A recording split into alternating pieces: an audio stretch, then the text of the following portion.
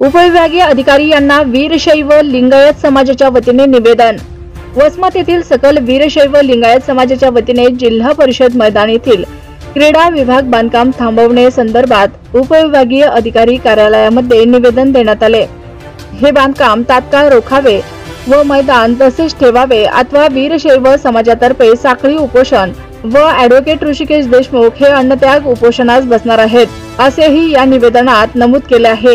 त्यावेळी हनुमंत नाईकवाडे, डॉक्टर जिरवणकर, भारत स्वामी, अशोक स्वामी, विजय मुटकुळे, रमेश पत्रे, मल्लिकार्जुन नरवाडे, राजू मळीवार व सर्व सकल वीरशैव लिंगायत समाजाचे पदाधिकारी कार्यकर्ते मोठ्या संख्येने उपस्थित होते।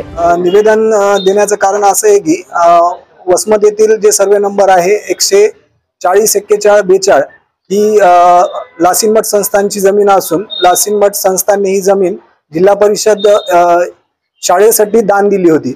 आता ज्या अर्थी हे दान दिलेलं आहे ते दान फक्त आणि फक्त शालेय शिक्षणासाठी ज्याचा उपयोग केला जावा, त्या व्यतिरिक्त जर ही जमीन आता क्रीडा संकुल बांधण्यासाठी वापरली जात असेल शासनाकडून तर हे चुकीचं आहे।